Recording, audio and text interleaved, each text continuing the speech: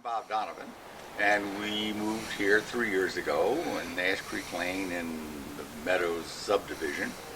And so the what you see here is the results of 3 years of work. We're on a north-south access, so that you have shade plants on this north side, and we try to do more with perennials on the south side that can use the sun. This is a strawberry that's used for a ground cover as opposed to the production of berries. It does have a berry, which the bears love to eat down in Big Sky, but it flowers all summer long. A delightful pink flower, and it makes a wonderful ground cover. This is periwinkle, which is a delightful ground cover, particularly in the spring of the year. It's a solid mass of periwinkle blue flowers, and you just have to. It's very aggressive, so that you have to keep it under control. But it certainly is a wonderful ground cover. The only area which we have substantial shrubs with the willow, the nine bark, and the euonymus, and it fills this dark corner very nicely, and we're very happy with that. The dominant thing is the lavender, which are original plants that go back over 5 years, since 2005, and it's interesting in that it is a Zone 5 plant and does very well here. This is potentilla. It probably gives you the biggest bang for the buck we have in the area. It starts blooming in probably early summer and just continues all the way through frost. So it's a good investment. This is here again a member of our extended family who works at the recycling plant, and he reclaims metal as it comes through the plant and then styles it for it's very creative for artistic use. So he's done all of the work, all the metal work that you see on the patio. This is Patsy's kitchen garden. It's right outside her kitchen door, and it's primarily lettuce and spinach. As you can see, there's some carrots there, and we also have some tomato plants here on the right-hand side. But here again, this is a constant struggle with the deer. No matter, we use the Ross netting, and if you if you looked inside, you'd see the footprints of the deer who evidently stand in there at night and browse. This is a rose bed, but 2 years ago I got hibiscus, and it's my pride and joy. I just love it. It's very late blooming. These buds don't come out until about mid-August, but it's a spectacular flower, and it certainly gives us a lot of pleasure. Well, this is off the bedroom, master bedroom, and I use it as my sanctuary spot. I come out here and just enjoy the serenity of being surrounded by all of this wonderful plant material. Here again, the problem that always should be touched upon are the problems that you have with aspens. Already, here you have trunks. If you want a good lawn, it's very difficult if an aspen is going to come to the surface of the lawn with their root structure. Also, as everybody else knows, the roots go out endlessly, and I have found no way to control them other than mowing them down.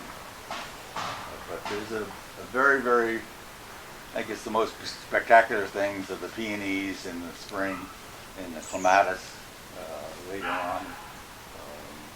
But there's a very, very broad selection of plant material that we can use in our zone. All right, Bob, so we're not at your home anymore. Where are we now? We're 2 miles away from my house, within biking distance. This is a home of my adopted son, who has no interest in gardening whatsoever, but decided that I should have an area to do my vegetable gardening in view of the fact that I had a vegetable garden in Big Sky. So this was overgrown with weeds. We have no idea when it was a garden before, but the minute we started working with it, I recognized that the soil was as much clay as it is anything else. So trying to upgrade this into something that you can grow plant material in has my biggest problem for the last 3 years. One of the things that occurred to me the other day is that the possibility of going to no-till gardening and not dealing with the subsoil that where you're going down, say, 6 to 8 inches and trying to create a seed bed. Just working with the top surface, and I bring in, this is the 3rd year we've brought in all of this compost. And as we work it in the fall, this will all be integrated into the beds. And hopefully over a reasonable period of time, we'll have something that we can live with. In the meantime, it's extremely frustrating.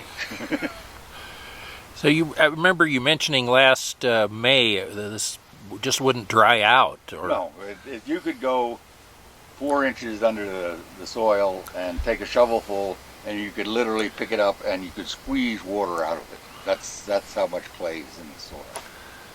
So it represented, on one hand, it represented a challenge. On the other hand, as you can see, it produces very good product. Well, here you're dealing with all perennial vegetables, your asparagus, your strawberries, which are covered with netting, raspberries, and rhubarb. So the biggest challenge here is keeping the raspberries inside the raspberry bed.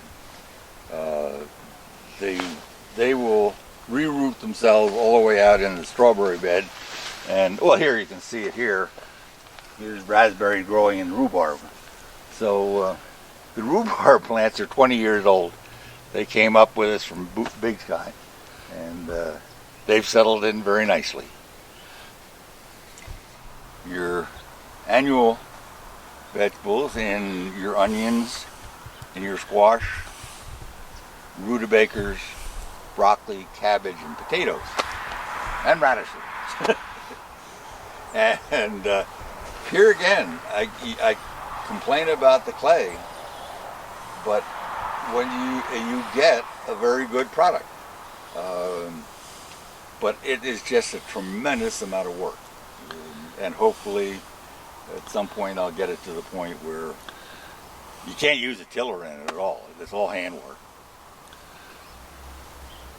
This is our first line of defense, and it's been about that successful too. Does this take you back to your Marine Corps days? Yeah, that's right. The rifle aspect of it does.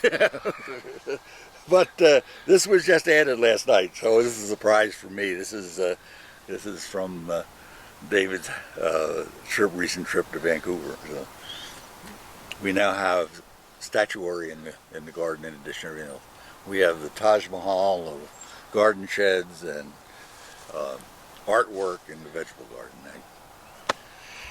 Well, Bob, the other day you told me you graduated from, I won't ask you how old you are, but you told me you graduated from high school in 1946. So I'm wondering, here you are, you're riding your bike, you're gardening, you're doing so many things. What's the secret of your success? I get asked that question occasionally, and frankly, I don't know the answer.